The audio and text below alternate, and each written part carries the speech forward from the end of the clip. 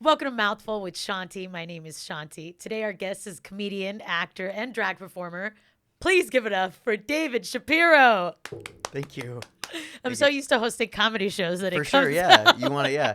I think it's great that you know three of my four names. You know Suzette's whole name. Why don't you tell our listeners who Suzette is before we move forward? So I do drag, and Suzette is my name when I'm in drag, and I'm an actor. You mentioned that, and so when I wanted to fully figure out who that character was. I don't know if that's normal or not. I don't know if other drag performers do that. No, that seems totally normal. I mean, I've heard about Leonardo DiCaprio getting into role, like For sure. getting fully into that character, immersing yourself, therefore being able to become that person. Oh, like method acting, and I'm Yeah. I'm a like I'm a method actor. I guess did that get what got you into drag and how did acting play a role in that? Um, I think I was always just fascinated by it. So my grandfather had a famous female impersonator, a poster of that person in and out of drag in his garage, and I remember seeing it and being like, "What? That man can't be that woman. That's crazy." As an actor, I would look at drag because I can transform, how I talk or how I walk or how I act or my mood. I can change any of those things as an actor, but I can't change what I look like. Mm-hmm. And so when I was acting more, I would get cast a lot based on how I look, which that's one of the ways to cast people, that you have to cast people sometimes. And it was just really cool to me that drag performers, going back to that poster, could completely change their appearance. Mm-hmm. Um, how much, and so I guess I used to wonder, like, how believable can that be? If you're an actor and you can change your appearance, can people believe that you're that person? So what things like what additive things have you added to your repertoire of getting ready to become um, Suzette that you feel like help you become that person? I feel like I'm Suzette when everything's on.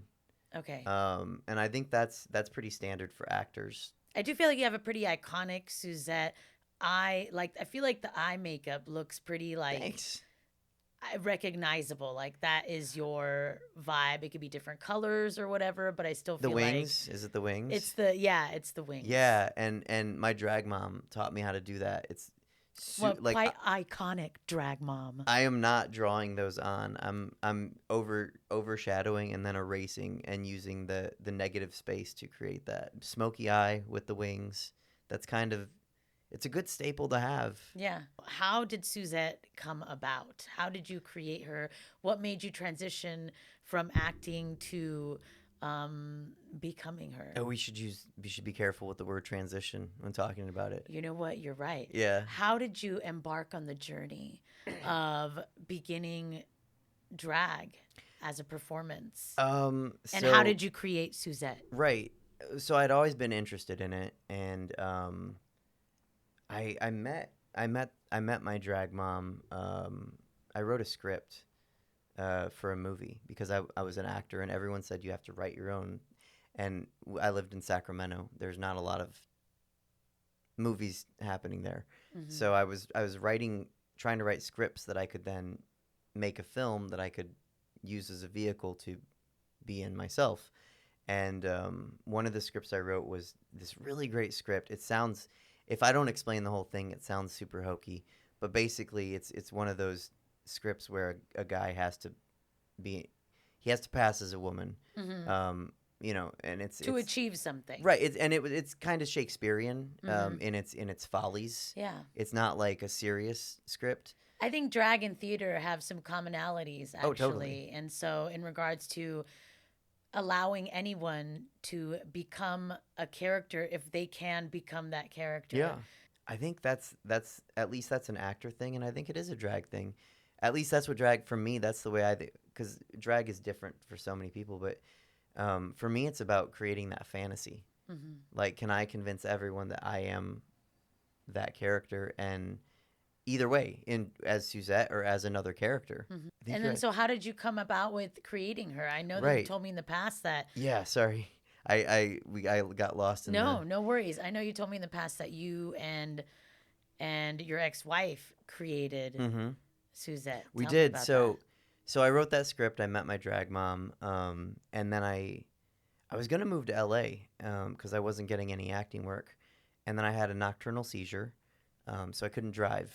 So I couldn't drive back and forth to LA and sleep in my car because I wouldn't have a car. So she said you should do stand up because I had done it once. I think that's pretty common for comics. You do it once and then you don't do it again for a while. I thought it was like acting. I did it and it was a really great set. Like for honestly, for a first set ever, it's like solid. Like Yeah, I've I watched felt it the again. same. I started and I just hit the ground I'm like running. this is good. This was a Yeah. hot five. Yeah. Um, and then I went home for the next 18 months and waited for people to book me. I didn't know you had to keep doing it and Yeah. networking. Yeah. I just thought people booked you. So that was before the seizure. And then I had the seizure and she said, why don't you do stand up again? I think what happened was I think she was cheating on me and she wanted me out of the house. But so I started walking to open mics. And then I was starting seriously. I was really trying to start doing stand up comedy, but I didn't know how. So I started watching videos of people, not to like steal anything, but Mhm. just, okay, who's this person and what are they joking about and how do they do it? And how would I do my version of what they're doing Mhm. and my own jokes, but be my, are, what's their stage presence like? Mhm. And so then I'm writing jokes. You know, when you start comedy, you start writing your jokes out. And I don't know if you use any of them, but some of them I still use. Some of them I'm like, this isn't even a joke. Mhm. Um, and I'd write a page or two for jokes for me, and then I'd have just a quick thought of like, oh, this would be a joke for a drag queen, Yeah. and then I'd go back to mine and I'd write another 2 pages. Oh, this is another joke for a drag queen. You know, I feel that. I feel that because sometimes when I'm living life, Mm-hmm. I'll be like, this would be a good joke for, the person I'm dating, the man I'm dating from his Mm-hmm. perspective. And so I could see that to be like, oh, like if I was a dude, this would be a joke I would say about the woman, me, I'm dating that does this thing Mm-hmm. about, pooping or whatever she does, and I could see now you have That's a, funny. That's how men talk. yeah. Pooping or whatever she does in the bathroom. I think it's weird when people don't talk about pooping. Oh, I love talking about pooping. It's my favorite thing No, in I the know. world. I know. Like that's how I know like we're gonna be friends. I saw my friend today and I hadn't. She went on a trip and she just came back today and she's like, I took a good poop today, and I'm like, I'm glad. I'm happy for you. And I just in my head I'm like, it's so funny because she knows she can open up to me like It's that. just so like everybody does it. I mean, I know the book says that, but like, I don't know. Like, my ex and I, she worked with a woman who she was in a couple, and they believe this. They didn't acknowledge that the other one pooped. Like they Oh wouldn't wow, even. They just pretended like they didn't know what they were doing. They it's were so like, "Oh, she's." crazy. They would be like, "Oh, where's she going?" They'd be like, "I don't know." My ex-wife would kill me if I said this, but I don't care because she's my ex. Also, I would have said it when we were married. But like, sometimes she'd be like, "Can you come keep me company while I poop?" And I'd be like, "Yeah, for sure." Because I'm just like, we're still hanging out, you know. Like Oh, now you we're could. just sitting in a different room, Yeah. you know. I understand the needing company. Like I've had my dog in there hanging out. That's nice. It's nice to have some emotional support while you're Right. pooping. Well, and I've cell been on phones the weren't phone, always what they are now. and I've been on the phone before while pooping. Oh, do So you it's mute like, it? no, No. no, I just go all out. If we're already here, we're already here. You're gonna hear Mm. everything. I'm interested to understand in a community of predominantly gay men, Hmm. um, yeah, are you do you experience any othering? Well, so I'm othered a lot, Hmm. and I don't know. I don't mean by others, no pun intended. But I'm a Jewish person living in a non-Jewish world. I'm when I was going to high school, I'm from a black community on the south side of Chicago, Hmm. and I'm not black. I played on the football team. I was the only not black person one year that was on the. So you're used to being. I'm used to being other. All my friends in high school were girls mostly. Even amongst Jews, I'm half Italian. Yeah. That's other. I'm Yeah. not quite them. So I did ballroom dance in college. There aren't Yeah. many men that do that. I don't know. I'm just used to being not in the majority. It's very weird when I find myself in a majority. Well, awesome. I'm glad that then you're equipped with kind of those tools to be able to maybe challenge that binary in this way to be prepared. That's a way to look at it. Yeah, Yeah. it kind of just made sense, and I'm equipped for it. Yeah, awesome. When I created Suzette, along with my ex-wife, I decided she wasn't Jewish. My ex-wife tried to make, because she picked her name. She picked Suzette's name, and she said Suzette Goldberg. And I said, no, absolutely not. But I had a rule where things were canon if you said it. So I was like, that's her married name. Yeah. That's it. Who would name their child Suzette Goldberg? What is that a bad? Does that sound what off? monster? Yes, it's like because if you're a Goldberg, then you're Jewish, right? Totally. And you're gonna give your Jewish child a French name. Okay. Like that's just it's a weird choice. Is it? And it doesn't sound good, Suzette Goldberg. So I wanted there to be a distinction between who I am and who she is, because I didn't want to just use her to. That's not me. You know that makes me think. So when you say you want there to be a distinction between who you are and who she is, that makes me think about your performance of gender while being you, David, which I have found in the time that I've known you, your performance of masculinity isn't overt. But then I think about Suzette and I think about the femininity that's just exuding out. So I guess I wanted you to talk more about that, how you perform your gender as you, David, and where you draw from, I guess, that makes you not subtle in your performance of gender when Suzette. Well, first off, thank you. Firstly, for like just noticing that I don't need to be like a macho dude, but also that you complimenting my acting skills by saying that she exudes femininity. Yeah. Because I don't think I do as just a normal straight guy. That was another way I felt kind of other growing up, was like I looked at guys and I was like, I don't want to build a car and drink beer. Yeah. Like I don't want to like and like hit each other. Like that's not. So I guess I was confused, if I'm being honest, and I was confused. Like, all right, if that's a man, what am I? But like I'm also a man. I just didn't know. Obviously, I did know. I saw men that weren't like, smashing antlers together, but like I felt like that's what society said a man was. Gender is just a collection of performances and totally a regurgitation of how you feel. It's how you want to present yourself based on how you feel, based on what you know, because you can change that. It's fun. I think I draw from a lot of different things to exude that femininity.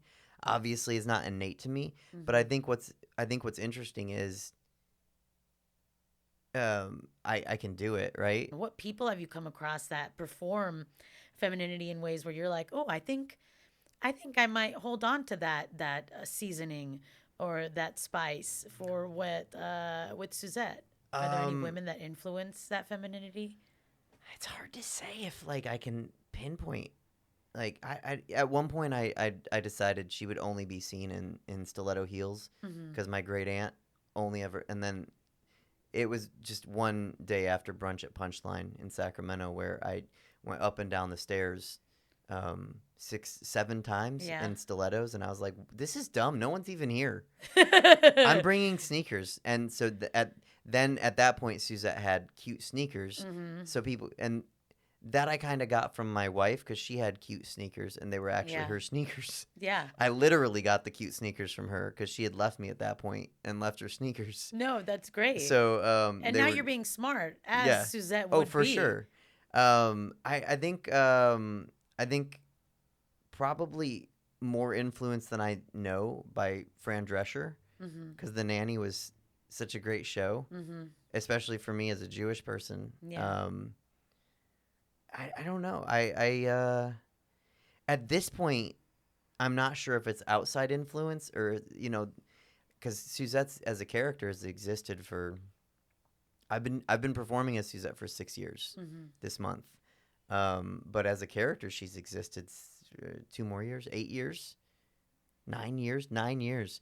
So I think who the character is informs decisions, and when I'm her and I want to exude girliness, femininity, um, it's just you see people do things, and it's like you said, you tilt your head or you go, or Sometimes, I go like this with my hair. Sometimes, oh, you I do do just a little hair for sure. movement, or even just sometimes when you're sitting, I actually try to not sit super feminine just to take up more space. Mm, So even when I'm sitting, sometimes I'm like, I'm going to sit more masculine. So I'll sit with my legs a little wider, right. you know, Oh, see, for I my I huge dick. definitely am trying to sit more feminine. So it's Yeah. it's just the things that That you pick up just that through how right our society has right if you deemed it appropriate. right if it's something that I wouldn't do when I'm trying to present masculine, then it's game now. It's good. A lot of times people associate drag with the assumption that the man performing drag is gay Hmm. and you are I heterosexual. am. And so, I guess, how did you navigate, or how are you navigating the drag world being a straight man? What is the response you're getting from other people in the community? Your drag mother is sounding like a very supportive person, but what are some other experiences? Um, so the performers I perform most with are incredibly supportive, Mm-hmm. and they are my drag family. My drag aunt, my drag grandmother. She will absolutely kill me for saying that. I'm not going to say her name. Um, but I have a couple drag aunts, and they like I couldn't feel more loved. Mm-hmm. And I think my closest friends in the queer community and in the drag community consider me queer because it is by definition queer that as a straight man I do drag, Mm-hmm. right? Which is the intention of this episode, is to kind of shed light on the distinction between gender, which is a performance through a repetition of actions that we do in through makeup, through clothing, behavior, through our body, Mm. and then sexuality, which is erotic tendencies, something that turns us on. Those things don't necessarily need to be connected. How do you feel that your performance of gender and your wife's performance of gender both influenced your marriage? And then I guess, how did drag getting thrown into that influence it? I think so. We're naturally my ex-wife and I are both kind of gender neutral Mm-hmm. in how we present to the world. Mm-hmm. Um, if anything, I think sometimes she enjoyed presenting a little more masculine, but that didn't bother me because I loved her as a person. I didn't need her to be extra girly. And Um, I'm sure you said she was a lawyer or is a lawyer. And mhm. so performing in that male dominated arena, I'm sure it helps. It does. And I mean, we actually used to talk. We coached mock trial at UC Davis. So the way a female attorney, a woman attorney, presents herself, you can you can you can take the path where you're kind of like ditzy and like cutesy, but it's I don't know. I like the way my wife did it for her Mm-hmm. more. I don't really think that's an effective route. That'd be like being an alpha male as a lawyer, like and Yeah. being like, yeah, bro, find my defendant innocent. Like It's that's not annoying. that's not going to score a lot of points with a jury or a judge. Mm-hmm. So she did. I think it helped her. I know it helped with clients. I know she had clients that really liked that she would go out drinking with them and she'd cuss and they could cuss around her. So I think that helped her. I think in our marriage it worked. That we were both gender neutral because she could be a little more masculine and I didn't care. I could let her. I could be the small spoon. That's fine. Um, she could be a little more feminine and I'll pick up that slack because I don't mind being masculine.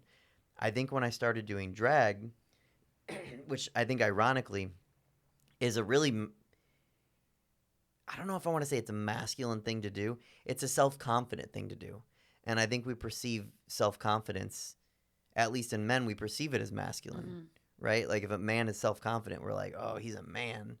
And I think you have to be pretty self-confident to do that, to do drag a lot. I wouldn't even put it even on a gender. I just think being confident is being in that space where you can play with gender in that way. Right. Yeah. Because you know who you are. You're not scared of being misread or misunderstood.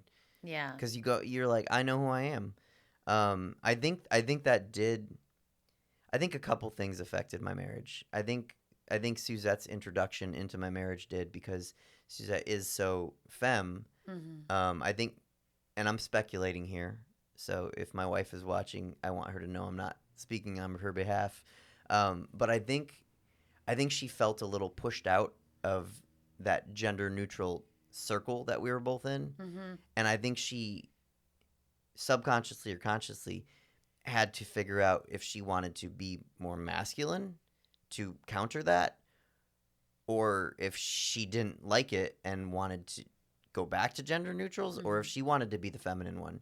And I think based on the fact that because I'm a small Jewish man, and the guy she dated before me was a skinny Jewish man, and the guy before him was a skinny country boy who wanted to be a city boy. And then after me, she got with this like really dumb, like truck driving, hunting deer, Trump supporting, like, and he's big. He has no neck. Like, he works out so much, he has no neck. Like, come on, you're like 9 stereotypes. Yeah. And then she had a baby right away, which is something she wasn't sure anymore that she wanted to do when we were. Did they have a gender reveal party? I'm not sure if they did, but I wouldn't be surprised. I would imagine that the new dude, if it is a boy, Mm-hmm. was probably like, It's a boy. It's a boy. I bet he was like, yeah. Yeah, it's a boy. And headbutts people. But I think she felt like she needed to reaffirm her femininity, because the person that she was married with was like, oh, look how feminine I can be. That's kind of, I don't know. We've never talked about it. She never really gave me closure. I don't know if she knows. But everything I've learned about gender, from doing drag, and then from listening to, like, I listened to a podcast with the creator of Transparent, and she learned a lot making that series. So it just kind of informs. I've been trying to piece together like why my marriage fell apart, and that kind of makes sense. So then now that, okay, so we are maybe exploring the idea, even though your ex-wife isn't here, exploring the idea of maybe your, performance of femininity through Suzette may have felt challenging because, she's like, how am I supposed to perform my gender now? More masculine, more feminine. But then I also wonder, a lot of times when people begin challenging normative ideals in life, sometimes it happens within their household structure. But you being Suzette happens on a stage in front of everyone to see. How do you feel that openness of performing a non-normative gender expression influenced your relational dynamic? I think so. She really was fine, like, kind of being the more masculine, traditional masculine value one. She was fine making all the money, and she was fine, kind of driving the life and conversation. But I think when I started doing comedy, because people would ask her, "What's your husband do? Like, you're this amazing lawyer. What's your husband do? He's an actor. What could I see him in? Nothing. Commercial where he runs past the camera. It's for Adidas. You can watch it on YouTube. He's a blur, but you can make out his face a little bit. I think she wanted me to be more successful. And then when I started doing stand-up, what's your husband do? Oh, he does stand-up. When can I see him? Oh, you can't, because no one books him, and he's new, and he's not that good. And then when I started doing drag, it was like, what's your husband do? Now he's a drag performer. Because I actually, she probably says drag queen. I don't say drag queen. I say drag princess because it sounds cuter, Yeah. and skews younger. But I think that then people were like, oh, is he gay? Because people do conflate the two. Yeah. And I think that, especially that outward, very open, I'm out here performing in public as this femme persona. I think that probably had. She started working for a law firm that was very image conscious.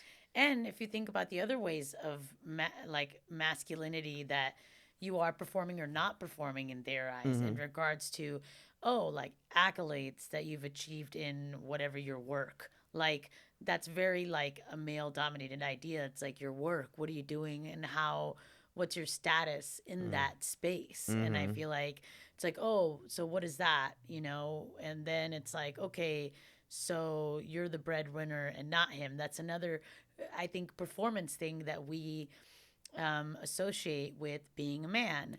And so it's like, oh, he's not doing that thing, he's not doing that thing, and now he's doing this other thing, which is another performance thing that challenges our idea of what a man should be. And so maybe those ideas of challenging the idea of what a man can be. Yeah, I mean, which is weird because I always felt like I was being a really good man by supporting her and her goals, and you know. And that's just like human. I think the problem is that we associate it with like, what is man? It's like when people ask me anything about man, I'm like, I just want a good human. They can cry when they need to cry. I just want a good human that can, be a good human. Well, and I guess I say it that way because I am a man, right? Like I'm a cisgendered male of my species. Like I'm older than 13 in my religion, so I'm a man. And I think that's why I think of that as being the best man I could be. Because to me, that's like saying being the best person I could be. Being the best David I could be, which was like supporting her in everything she wanted to do and trying to help her make her dreams come true. Yeah. So one thing we like to ask on this show, how can someone love you better? Someone can love me better by being supportive, and me specifically, with Suzette being part of my life, kind of knowing when to tell me I'm pretty, and knowing when to tell me whatever equivalent they want to use for a guy, or when to hold my door, when to let me hold their door. I don't know. Love is tough for me, so it's hard for me to answer that because I'm like, someone could just love me. Yeah. But patience, I think, is a good thing too. I wish my wife had more patience, allowing me to find some footing in stand up or drag, and hopefully find some success. Thank you. No, thank you. Thank you for being on the show. I think that's a wrap. So yeah, you want me to show my shirt? Just yeah. in case? Oh yeah. Okay. Please show My the merch. My viewers Suzette your merch. shirt, Yeah, Suzette, it's her ID. who we will interview in the future. Everything on here is like an Easter egg joke. Well, awesome. I'm excited for Suzette to explain it to me.